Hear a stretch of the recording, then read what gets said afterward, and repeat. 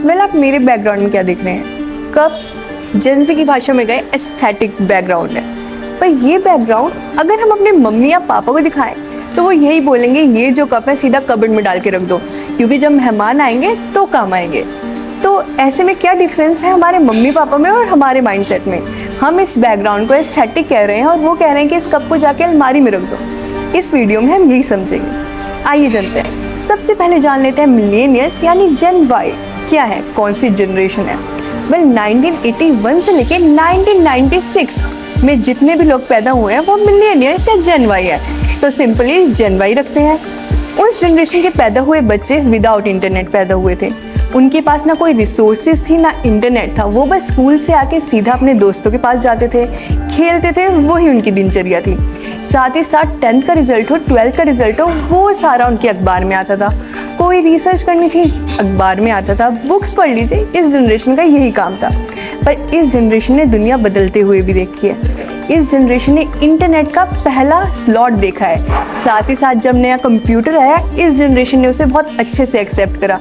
Internet आया, digital phone आए, इस जनरेशन ने इसे बहुत अच्छे से एक्सेप्ट करा। साथ ही साथ उसको एक्सेप्ट करते हुए अपने दिनचर्या में लाना थोड़ा तो मुश्किल है, पर इस जनरेशन ने उसे बहुत अच्छे से एक्सेप्ट करा और अपने दीन दुनिया और दिनचर्या में इसे अच्छे से इस्तेमाल करा।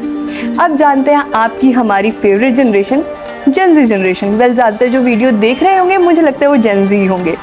तो जेन-ज़ी जनरेशन कहाँ से पैदा होती है? 1996 से लेके 2012 तक के बच्चे, उन्हें हम जेन-ज़ी जनरेशन कहते हैं। इस जनरेशन का ऐसा कोई भी बच्चा नहीं होगा जिसने इंस्टाग्राम पर आज तक कोई स्टोरी न डाली हो।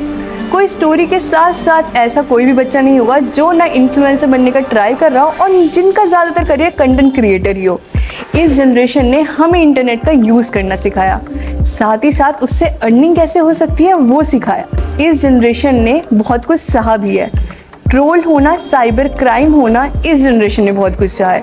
पर इस जनरेशन ने हमें एक चीज़ सिखाई, चाहे आपकी बॉडी एक्ने हो या आप मोटे हो या पतले हो, आपको कॉन्फिडेंस में रह के अपने आप को सोशल मीडिया पे प्रेजेंट करना, जिसमें आप कॉन्फिडेंट फील भी कर पाएंगे और आप अगर अपने आप में खुश रहेंगे। आसान भाषा में कह लीजिए तो इस जनरेशन ने हमें सेल्फ लव सिखाया है। इस जनरेशन ने ट्रोलिंग भी सही है, साथ ही साथ साइबर क्राइम के सारे हिस्से जो देख ही रहे हैं। अब हम बात करते हैं जेन अल्फा के बारे में, जो 2013 में पैदा हुए बच्चे जो आगे भी जाएंगे। ये जनरेशन एआई के साथ पैदा हुए हैं। इस जनरेशन का एक भी ऐसा दिन नहीं होगा जिसने इसने एआई से बात ना करी हो। हेडफोन लगा के एआई से बात करना इस जनरेशन की आदत है। पर इस जनरेशन ने हमें एक चीज़ सिखाई है। इस जनरेशन ने हमें सिखाया कि अपने मुद्दों पर कैसे आवाज़ उठा के सही की तरफ बात करना। ये जनरेशन सबसे ज़्यादा क्लोज अपने पेरेंट्स से है। क्या गलत है क्या सही, इस जनरेशन को ज़्यादा पता है। इस जनरेशन का माइंडसेट पहले से ही क्लियर है कि उन्हें इन फ्यूचर क्या करना है।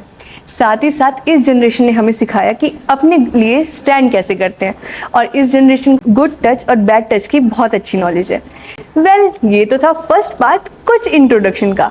आपका इसका क्या कहना है हमें कमेंट करके ज़रूर बताइएगा। आपको मिलती हूँ नेक्स्ट पार्ट में, जिसमें हम जेन-ज़ीज़ पर पूरा डिस्कस करेंगे। Work culture, clothing, skin care, इसमें हम पूरे अच्छे से डिस्कस करेंगे। तब तक के लिए मैं श्रेया शर्मा आपसे अलविदा लेती हूँ। मिलते हैं नेक्स्ट एपिसोड में।